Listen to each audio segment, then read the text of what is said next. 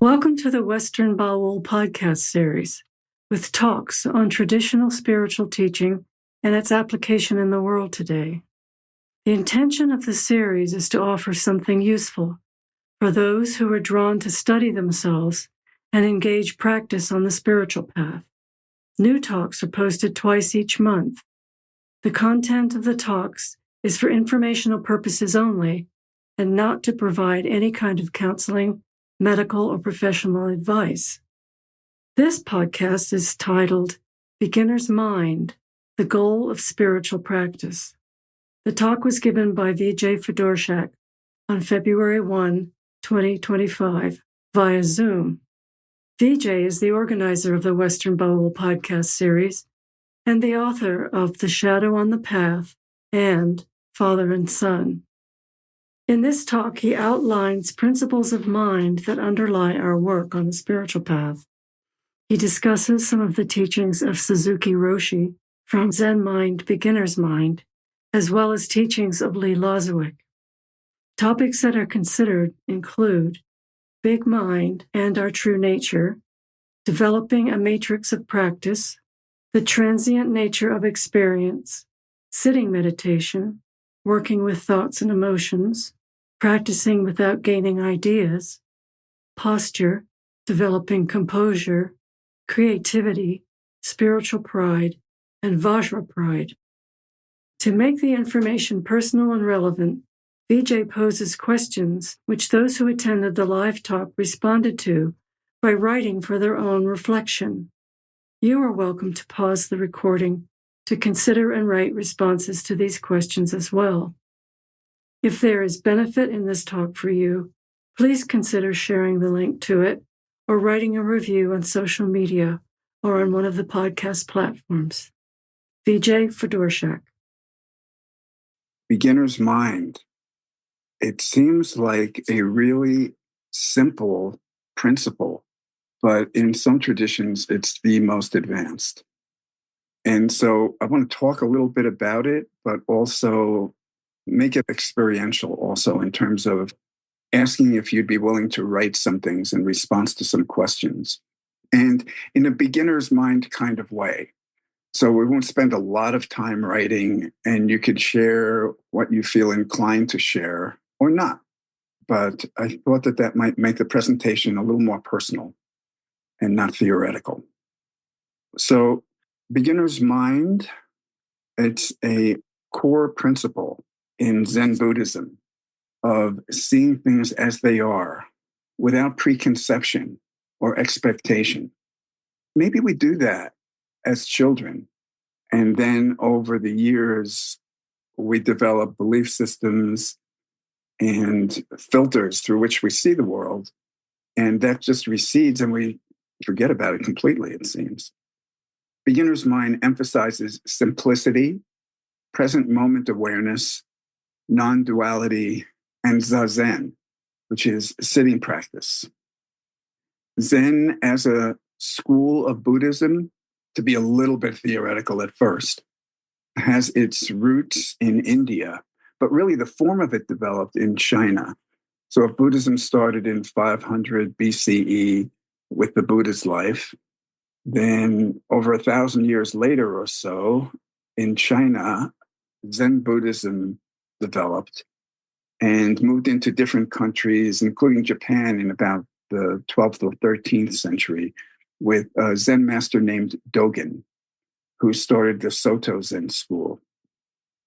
So then fast forward a bit to the 20th century, and there's a Zen master named Suzuki Roshi, who at 11 years old decides that he wants to be a monk. And his family allows him to go and study with a teacher for, I think it was 3 years.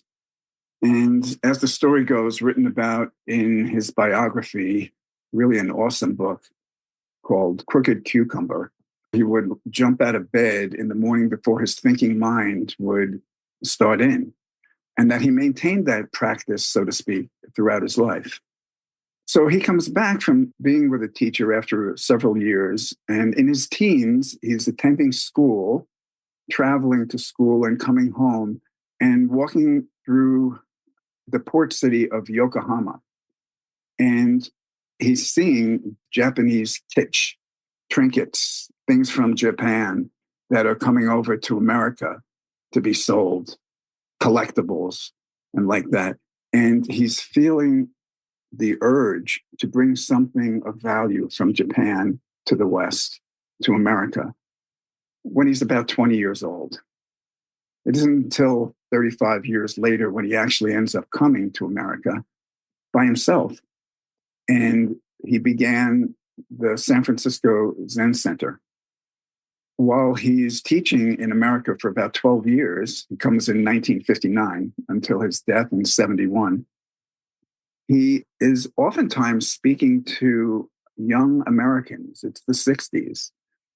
And they're all about anti-establishment ways of being and doing things.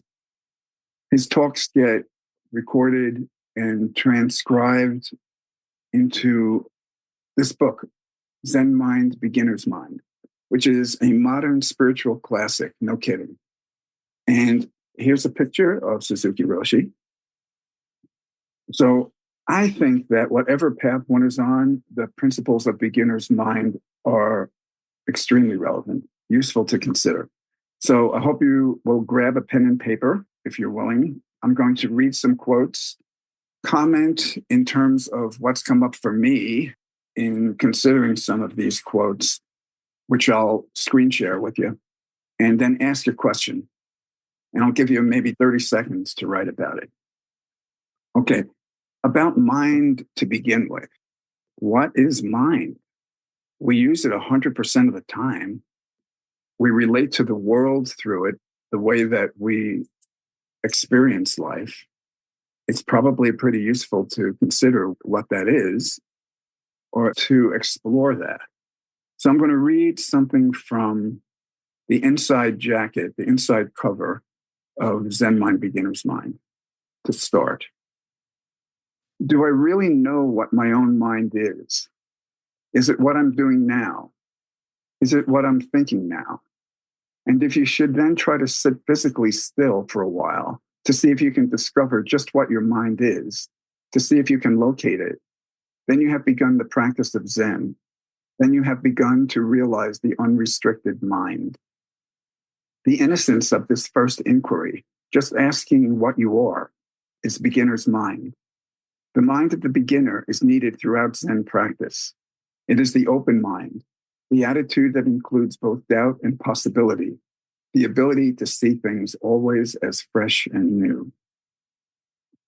So we probably considered this, what is mind, but most of the times we're really focused on our everyday reality and working through mind about the circumstances of our lives. But what is that coming through? How is it related to the brain? You know, different parts of the brain get activated. I've studied these kind of things a little bit as a trauma therapist. The prefrontal cortex gets lit up on brain scans when the thinking process, the thinking center is activated. Blood flows to that part of the brain, and then it appears brighter on brain scans. So we know that there's activity in that part of the brain. That's how we know what parts of the brain influence different activities that we do. The limbic system is associated with emotions. There's different kinds of memory. Procedural memory is a kind of memory where we are not conscious of how we're acting. It's something that happens, and we're not even aware of what we're doing a lot of the time. For example, if we're driving a car or riding a bike, it's unconsciously imprinted in there, and we're just doing these things. Mind is pretty mysterious. We experience and we develop beliefs about the world through mind. And is there any awareness when the brain dies? I mean, we can be philosophical about that, but it doesn't seem like there's a scientific way to prove anything around that. I don't know, but I just knew that when I was in college, I was a really anxious young man, and I was troubled about that. I couldn't figure out what that was exactly about or why that was, and I really just wanted to fix it. In an outer way, I don't think that you would look at me and say that I was any more anxious than most guys my age. But inside, internally, I was distressed and I wanted to figure that out. And in college, there was no coursework really that dealt with that kind of thing. The closest thing was psychology. So I took some psychology courses. They assigned textbook reading. It was ridiculously dense and dry. And I just couldn't get past the rats.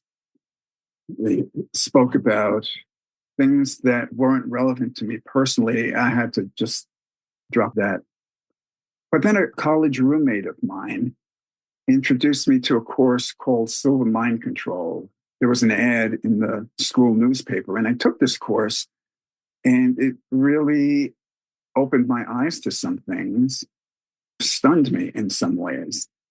They taught that a lot of the way that we think and feel, our thought patterns and our emotional patterns, are related to our programming, our conditioning, the way we've been raised and related to our early childhood situation. Of course, in other psychology classes, you would learn that kind of thing, but this introductory class was just more than I can handle. But they taught that if you slowed down your thinking mind and got into a deeper part of yourself, you could imagine the way that you wanted to be, thinking and feeling a different way, and you could reprogram yourself. So that was interesting to me. It was just beyond anything that I could do. There was also one more thing. They taught that mind is not separate. Like we don't each have separate minds. There's one mind, and there's connections, that we're all psychic. So that seemed pretty bizarre to me. New Agey, I guess today you'd say it today. I don't even know if there was a New Age back then. But they had you pair up and bring the name of someone who had a physical disability. It had to be physical so that you would know absolutely if you were being psychic. And the person I was paired up with told me the name of the person, and I got it. It was ridiculous to me. I just could not actually believe it. And I did that a couple times, and I was stunned. But I was still anxious. Didn't resolve any of the issues that were really pressing to me. So then I ended up stumbling upon the Dharma. And that was really challenging. I began to consider some basic spiritual teaching that mind creates the illusion of separation. Like there really is one thing, but mind creates this illusion that we are separate beings, and also that it identifies. So not just with the body, but with the whole psychological structure, the psychological script. So my beliefs, my opinions about things, that's me exclusively. But while that is me in one sense, that's not all of me. There's a lot more, the Dharma was saying. And also that mind creates this urgency about survival of this separate being. And it's not just physical survival, it's also psychological survival. Our beliefs, we will hold to them to the death sometime, with religious beliefs or political beliefs, or just needing to be right about stupid things. So that was all fascinating to me because I had the sense that there is more. What is that? So I reflected on some of the Dharma, that we're not just this individual being, that there is a big mind that has limited itself to this. And what would it mean to be that? And also, paradoxically, an individual. But then you read the spiritual traditions and you see examples of that throughout in every tradition. And also, we never see reality. We see our interpretation of reality filtered through this psychological structure that we've identified with. All that was revolutionary to me. and a bit scary. And then I got that as long as we assume that we're separate, there's going to be anxiety. It's not just a psychological matter being anxious. Like for me, wanting to be more independent or confident. It's not just psychologically about that. Anxiety runs much deeper. So what exists when we're in deep sleep or in deep meditation, when the mind actually slows down and then stops? Is that always present in the background, prior condition, so to speak? And is there some calling back to that original state of big mind?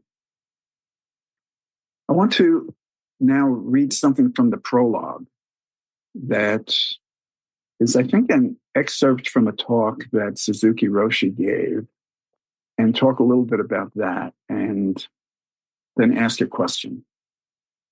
People say that practicing Zen is difficult, but there is a misunderstanding as to why. It is not difficult because it's hard to sit in the cross-legged position or to attain enlightenment. It's difficult because it's hard to keep our mind pure and our practice pure in its fundamental sense. In Japan, we have this phrase, shoshin, which means beginner's mind. The goal of practice is always to keep our beginner's mind. For Zen students, the most important thing is not to be dualistic, separate, me and not me. Our original mind includes everything within itself. If your mind is empty, it is always ready for anything. It is open to everything. In the beginner's mind, there are many possibilities. In the expert's mind, there are few. In the beginner's mind, there is no thought, I have attained something. All self-centered thoughts limit our vast mind. When we have no thought of achievement, no thought of self, we are true beginners. Then we can really learn something. The beginner's mind is the mind of compassion. When our mind is compassionate, it is boundless. Dogen Zenji, the founder of our school, always emphasized how important it is to resume our boundless original mind. Then we are always true to ourselves, in sympathy with all beings, and can actually practice. So the most difficult thing is always to keep your beginner's mind. There is no need to have a deep understanding of Zen. Even though you read much Zen literature, you must read each sentence with a fresh mind. This is also the real secret of the arts. Always be a beginner. Be very careful about this point. If you start to practice Zen, you will begin to appreciate your beginner's mind. It is the secret of Zen practice. This is so antagonistic to me, to the messages that we get. And we want to be an expert. We want to really know things. We don't want to not know things. But if we're going to experience freedom, spiritual freedom, real freedom, I think we have to have a beginner's mind. It doesn't mean that we can't know things and actually be masterful in some arenas of life, but it's the way that we hold those things. And the thing is that I think that oftentimes this is not given a lot of attention, but we all experience freedom from the prison of our ordinary mind. Most times we don't even see it as a prison, but it is truly that in a way, if we're not frankly happy. But we experience freedom because it's our nature. It peeks through the clouds. The sun comes through. And we're just there sometimes. And maybe we don't recognize that when that's happening.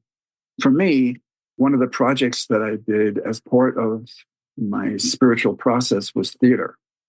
And on occasion, I would be on stage and free, playing a different character completely and not encumbered. I might be stressed out like hell, anxious before going on. But once I was there, sometimes, not always at all, but sometimes that would just happen. Alan Arkin was a wonderful actor and a spiritual practitioner. I did a workshop with him once with other actors and would-be actors. And he said that if you have one moment on stage of real freedom, you never forget it. And for him, that's what got him hooked, I think. You get addicted to being yourself by being not yourself. But I've also experienced that state in the presence of a master. Not so common, I think, but Yogi Ram Sarat Kumar was a really amazing Indian spiritual master, and to be in his company for me was opening. But it can happen any place. I'm in the gym a couple days ago, and there's somebody who walks by, and pretty much everyone doesn't look you in the eye. But this person looked me in the eye, and there was nothing going on.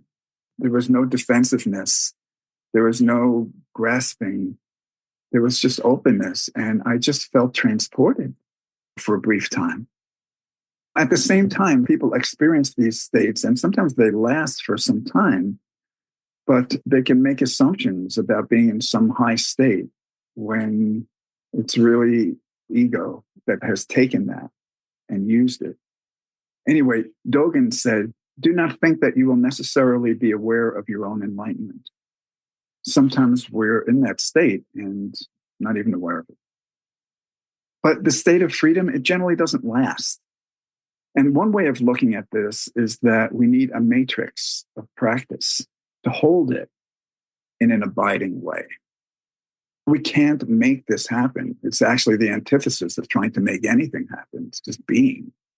And so to live in that state in an abiding way is pretty unusual, and perhaps the destiny of some.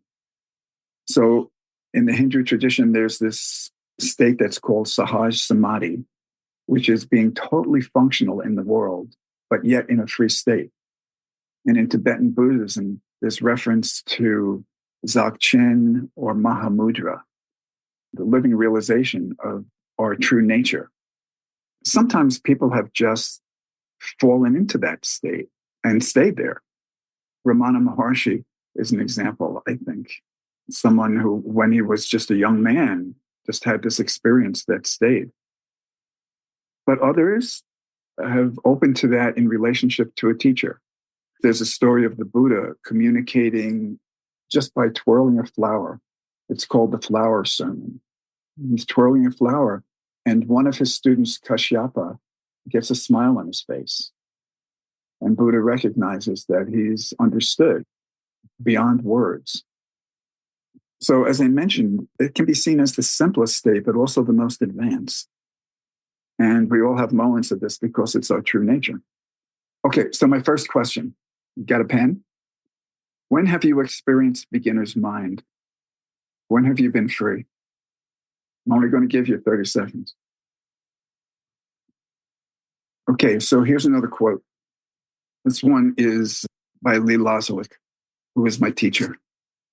He says, what is here and now is only in this moment now.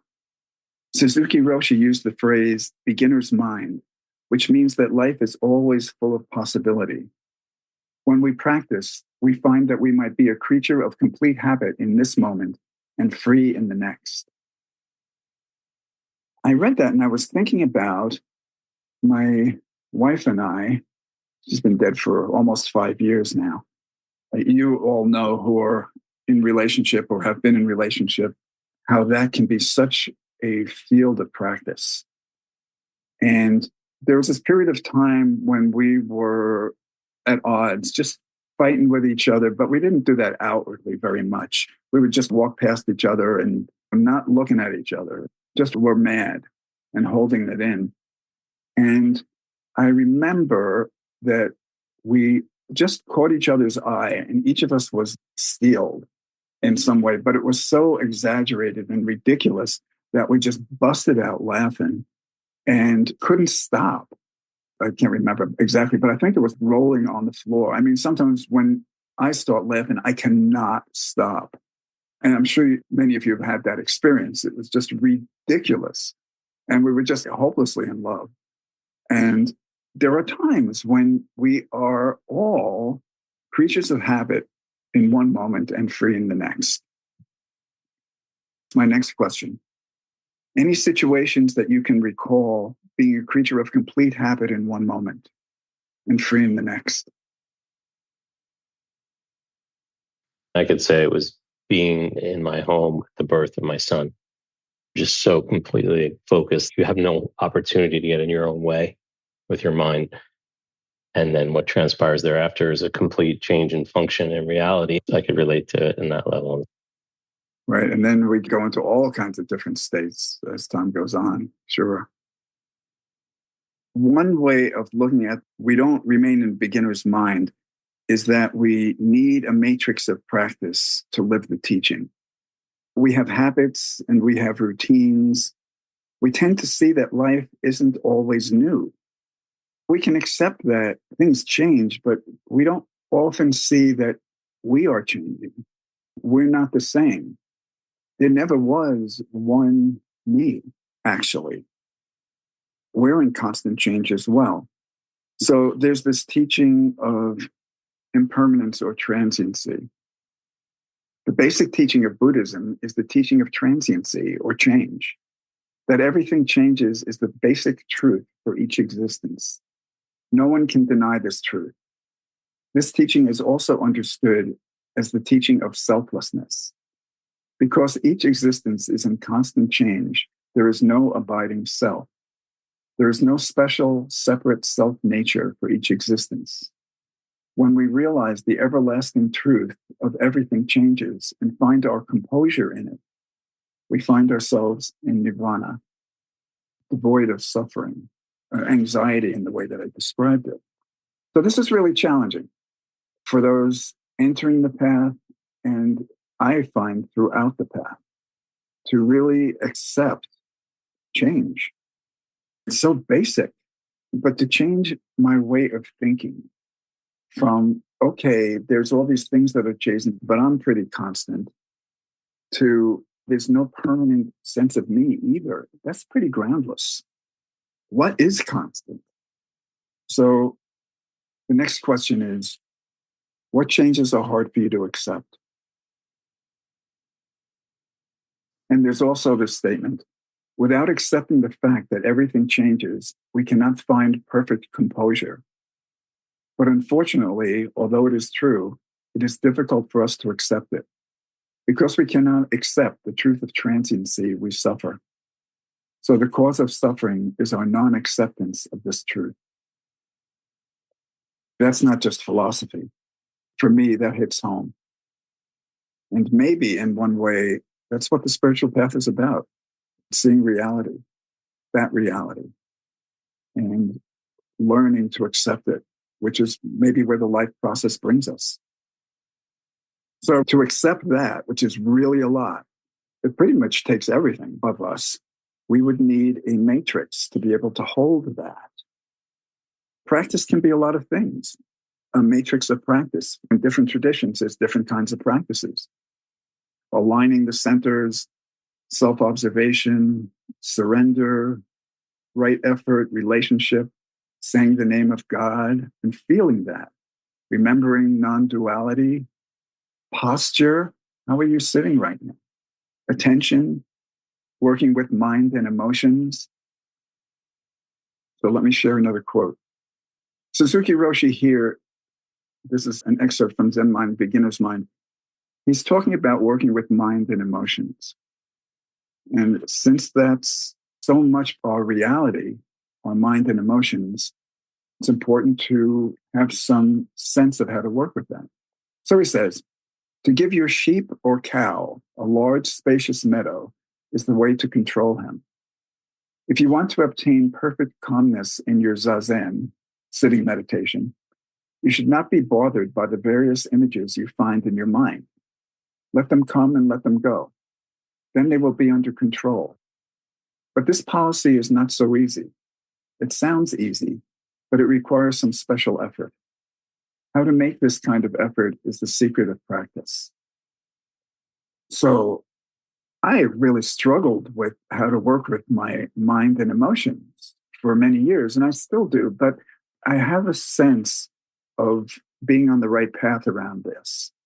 And if I was going to describe that, I would refer to the things that Red Hawk says in the book Self-Observation. about how self-observation can be done without judgment of what we see, without trying to change what is observed. Whatever we feel is not wrong, even anger and meanness, with ruthless self-honesty, not being in denial about what's going on, and with a relaxed body. My next question: what are thoughts and feelings that own you, that you hold on to, and that obscure beginner's mind? For me, for a long time, there was suppressed anger, and it wasn't okay to have those feelings. And over time, with help from various sources, I began to be more self-accepting. What are thoughts and feelings that own you, that you hold on to, and that obscure beginner's mind, that in the course of your day, you recognize are present with some kind of regularity? So one of the things that he says is that if we have gaining ideas in our meditation, if we're trying to get somewhere, we can't have beginner's mind. We can't be open and see reality clearly if we're trying to get somewhere else, if we're searching in some ways. And to give your cow or sheep a big meadow would be to be aware of that and to let that be and let it settle, not to try to change that forcibly or feel like that's wrong or judge it, but to recognize that a lot of times, at least I do, when we sit or self-observe, we see this antsy, searching quality that isn't satisfied with what is. I want something else, or I'm trying to make something happen, or protect myself in some way. And while doing that, it's not possible to be in big mind. So we work with that, not just in meditation, but in our lives. So he says, Suzuki Roshi, we say our practice should be without gaining ideas, without any expectations, even of enlightenment. This does not mean, however, just to sit without any purpose. When you do something, just to do it should be your purpose. When there is no gaining idea in what you do, then you do something. In Zazen, what you are doing is not for the sake of anything. You may feel as if you are doing something special, but actually it is only the expression of your true nature. As long as you think you are practicing Zazen for the sake of something, that is not true practice. If you continue this simple practice every day, you will obtain a wonderful power.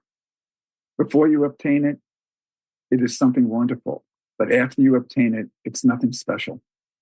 It is just you yourself, nothing special. Just practice Zazen in a certain posture. Do not think about anything. Just remain on your cushion without expecting anything. Then eventually you will resume your own true nature. That is to say, your own true nature resumes itself. So this is challenging for me. I grew up with the expectation that I would accomplish things, that I would be successful. And so pretty much everything that I've engaged in my life has come from that place, from that motivation. And to whatever extent, I've seen that that's really not satisfying. And I look around in the world and I see this going on everywhere, and look at the world. Just to be with what is. It's not doing nothing. It's doing what comes up to do and being with that. But that's very challenging. You know, if I'm hanging up clothes, my wife isn't around anymore, and there were things that she did that I didn't do because I was just not interested, really. I was not interested in making the bed.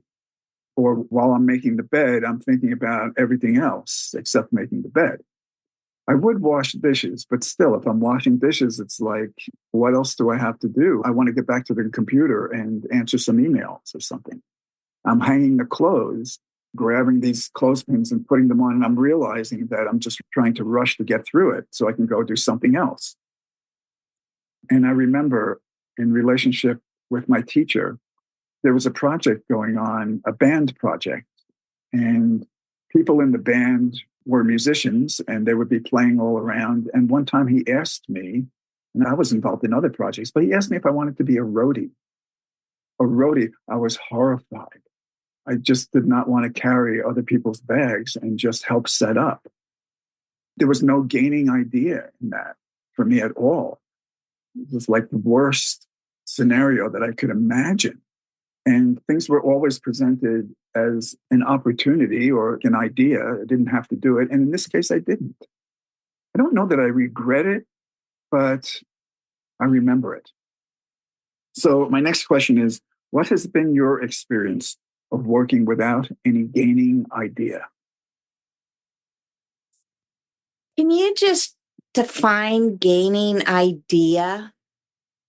I would say searching for something for oneself, wanting something more than just what is in the moment.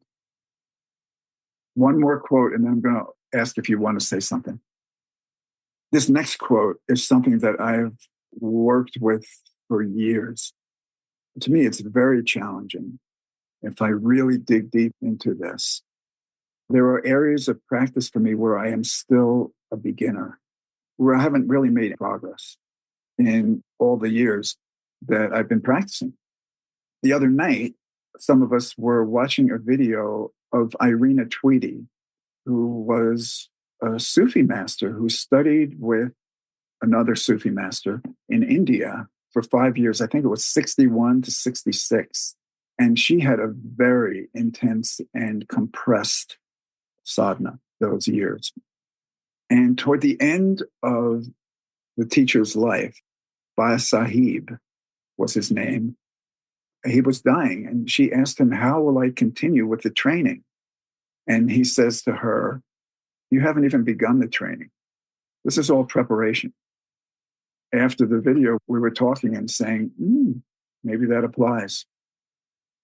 So for me, what areas of practice am I drawn to focus on and strengthen in developing a matrix? Not as a gaining idea, I need to get this thing, but how am I moved now to practice?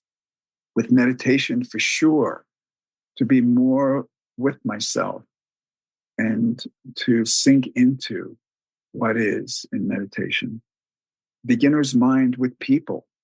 I approach people all the time. I mean, we all do, with some expectancy or some preconception of how they're going to be. And I find that as I just remember this and approach people with an open mind, many different things happen and can happen. So I would like to practice more of that. I feel like I need to practice with this idea of transiency, and not just theoretically, but really life and I are in constant change, and to look at life more through that lens rather than, oh, things are changing and I'm still going to stay the same. It's not possible. And also being alone in my situation now. Well, I was with Karuna for 45 years. I'm still becoming accustomed, adjusting to living alone. I mean, I live with other people and friends, but it's different. So this is what this quote is about. There's a difference between giving your cow or sheep a large and spacious meadow and feeding or indulging thoughts and feelings. And that certainly gets in the way of openness and beginner's mind. With anger, I can feed that or indulge that. With lust, shame. So here's the quote. If your tendencies are coming up in terms of the search, maybe gaining ideas, and you really see them clearly and don't indulge them, they're going to display all their wares to you. Literally, they're going to show you everything they have to offer.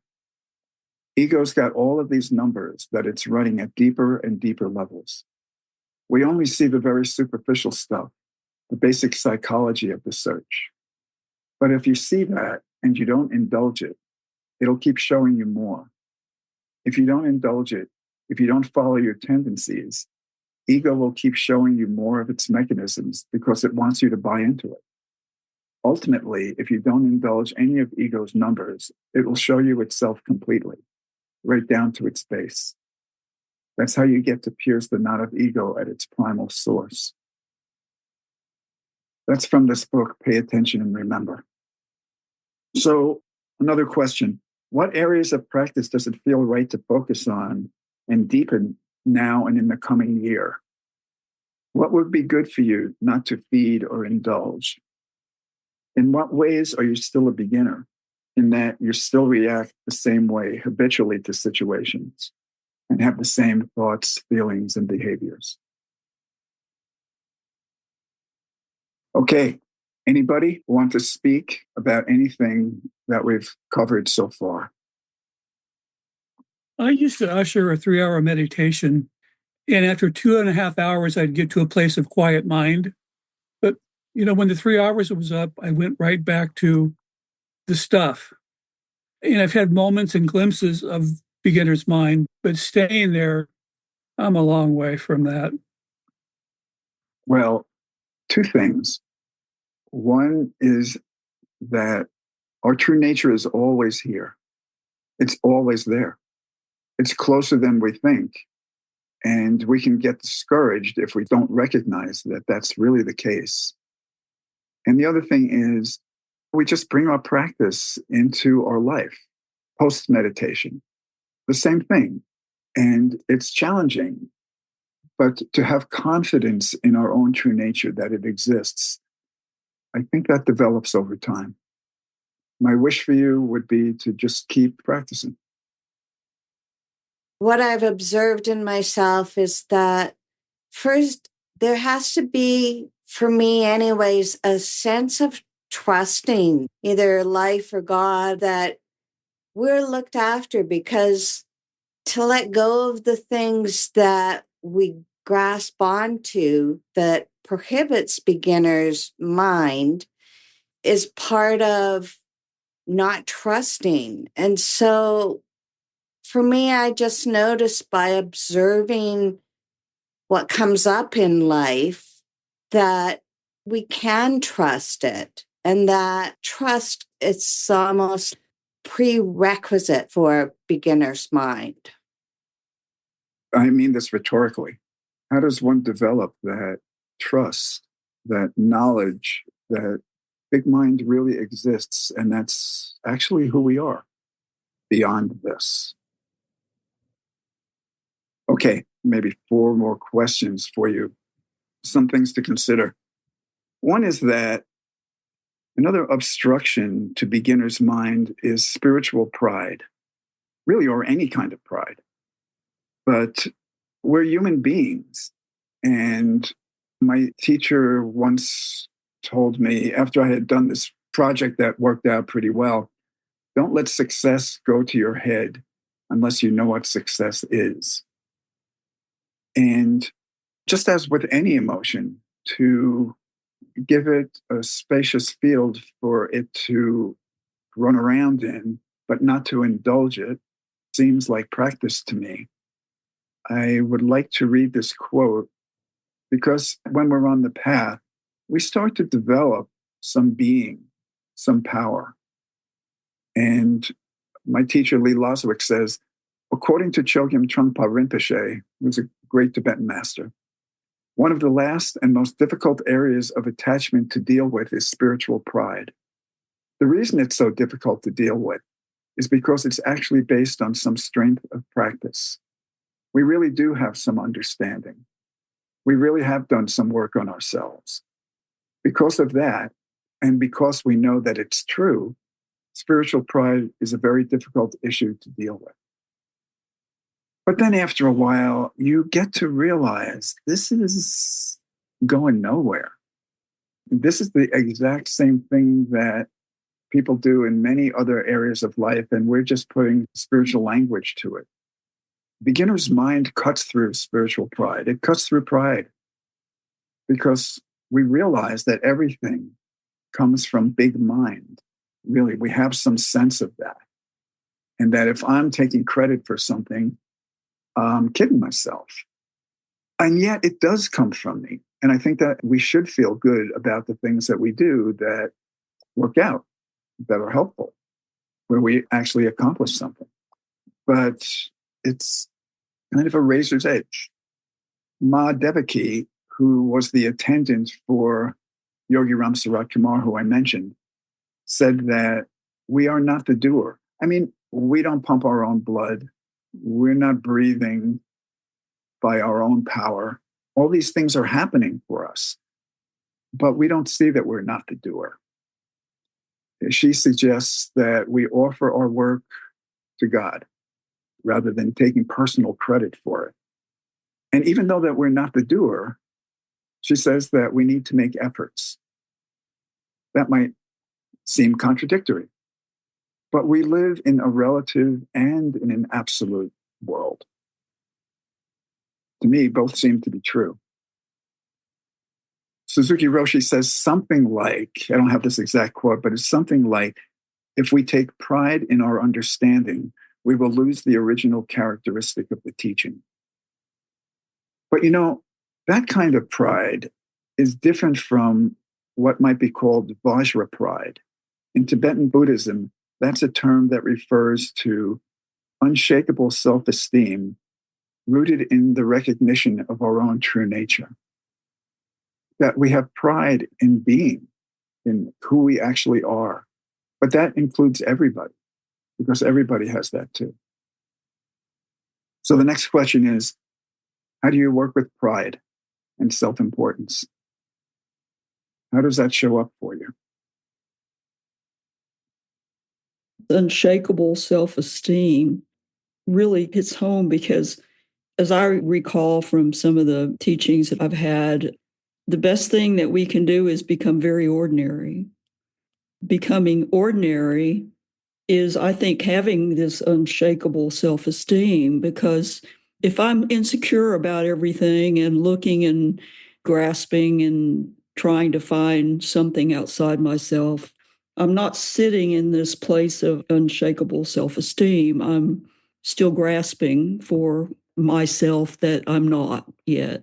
The unshakable self-esteem can be this ordinariness that enables me to just be a good human being, to just be kind and caring and accept the invitations that come to me with gratitude and that sort of thing. Yes, for sure. When we enter the spiritual path, at least when I entered the spiritual path, I really thought that there were going to be sparks flying and all of this super conscious experience. And to realize that really enlightenment, so to speak, exists now. The magic is here.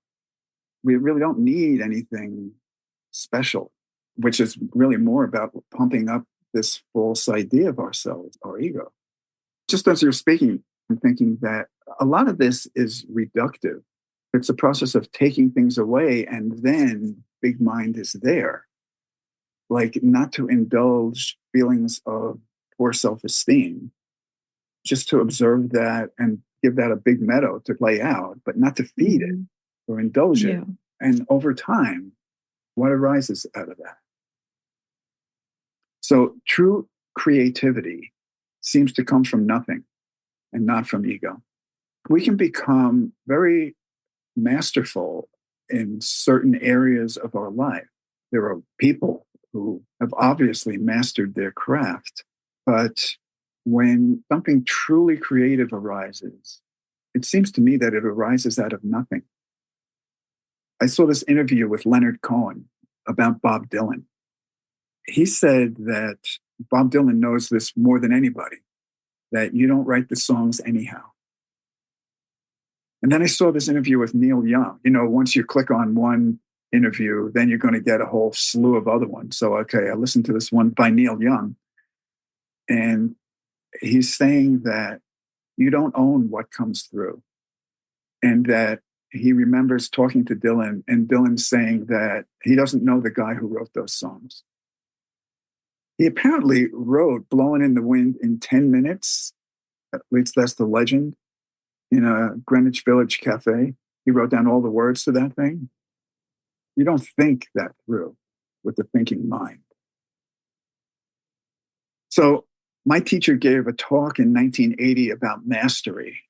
I thought about this in relation to beginner's mind. He said that the realization of freedom, the real freedom, is only possible through mastery. And at the same time, mastery has to be sacrificed to find freedom. So a great musician might have all this technical expertise, but to really write something creative, you have to let that go. So here's another quote. The greatest moments of creativity come when you forget what you know, because you become so involved in what you are doing that the mind is gone. Then for the dancer, the dance is transcendent. For the musician, the music communicates something it never communicated before. And for the weaver, the weaving looks the same, but it feels different, undeniably. So there is a step beyond mastery, which is the freedom that is achieved by surrendering or sacrificing that mastery. What is it that you are called to master? None of us are going to write songs like Dylan or Neil Young or Leonard Cohen. Some of you are pursuing your own particular form of work. But what you're called to master in your spiritual life is this thing called sacrifice.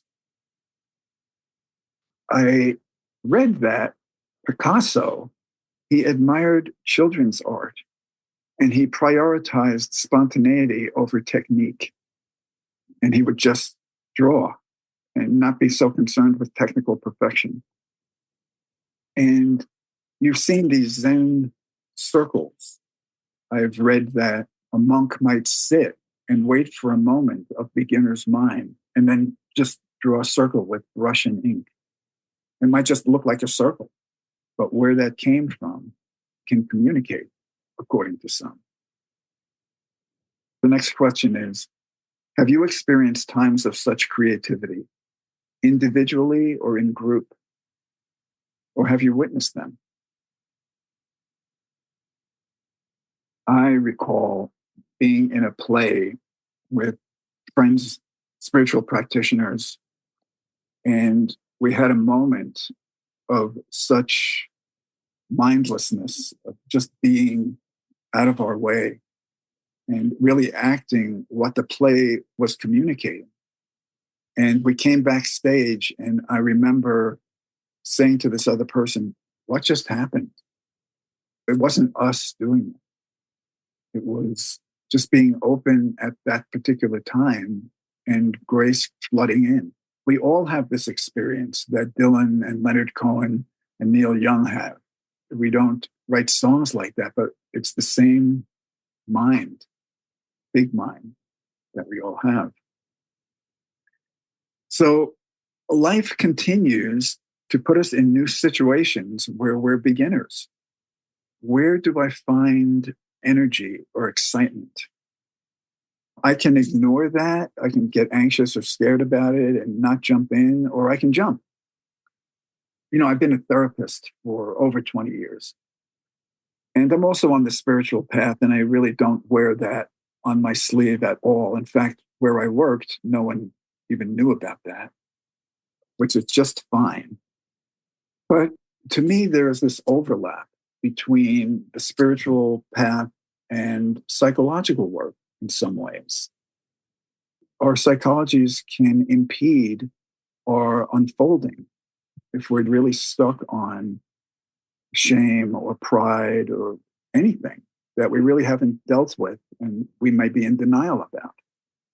So I wrote this book called Shadow on the Path, which to me just had to come out about those kind of issues because I saw them in myself and I also saw them in others, in spiritual communities.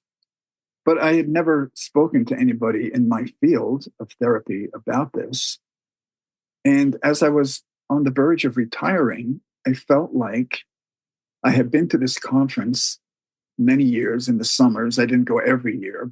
And they always asked, there was a call for presentations. And I just felt like I wanted to present on the subject. Well, it wouldn't cover information so much that most therapists deal with, but I knew that there are therapists, and a bunch of them who are interested in the spiritual path. And maybe this would be of some interest. I never thought that my submission would be accepted, but it was. New situations are always occurring for us to grow in. They always keep coming to us in little ways or in big ways. And at the same time, sometimes we're attracted to something and we jump into it impulsively.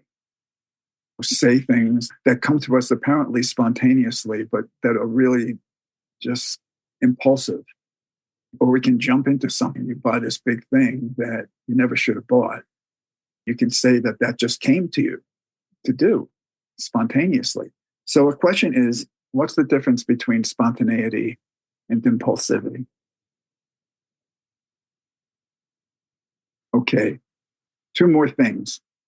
We can get very good in a very narrow field that we live in, but mastering sacrifice is about all of life. And we can stay safe in whatever field we're in. I know someone who gives presentations to big groups of people, and people are saying all the time that it's really commendable that this person will put himself at risk to step out there and do those kind of things. And he says, it's become something that I've just learned how to do. And it's not really a challenge to me in the way that it might be to other people who've never done that kind of thing. But different things come all the time to us. Here's a quote. This is again from Lee Lozowick. When we live a life of exclusivity, we might actually have extraordinary attainment. But can we practice under any circumstance? Can we practice in the hospital room when our mother is dying? Can we practice when our teenage son gets in trouble? Can we practice under those kind of circumstances?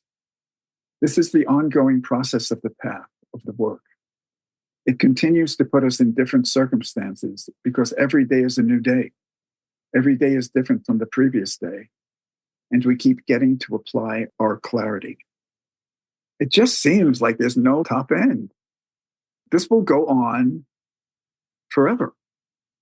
Can I accept that change is always going to be happening for me and engage that? I think that our composure depends on that. And so for me, I find that when something comes that really has energy, not like I'm trying to activate some gaining idea by trying to do something, but if something comes to me that has energy in it, take a breath, even if it's challenging. Maybe jump into it if it feels right and isn't impulsive. So, are there any new circumstances that feel right to put yourself into this year that you'd have to relate to as a beginner, to stretch beyond your familiar world? Okay, I want to read this last paragraph from Zen Mind, Beginner's Mind. And he's speaking, Suzuki Roshi is, to young American Zen students who've gravitated toward him because of his being, his compassion, his beginner's mind. He says to them, you begin Zen practice with a very pure mind, a beginner's mind. You can understand Buddha's teaching exactly as he meant it. But we must not be attached to America or Buddhism or even to our practice. We must have beginner's mind, free from possessing anything, a mind that knows everything is in flowing change. Nothing exists but momentarily in its present form and color.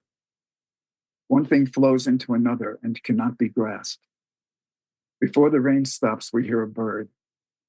Even under the heavy snow, we see snowdrops and some new growth. In the east, I saw rhubarb already. In Japan, in the spring, we eat cucumbers. I think that the world needs our practice. It needs us to be real. Honestly, I don't know if I would feel the way that I do about this had I not had the loss that I've had. So the challenge is, how much can I live it? And I think that it's all of our challenge. But to see it clearly, to see what beginner's mind really is, I think has some value. And I'm so glad he came from Japan to bring that. He's not the only one. There's a group of Zen teachers who have all contributed. And I, for one, am pretty appreciative.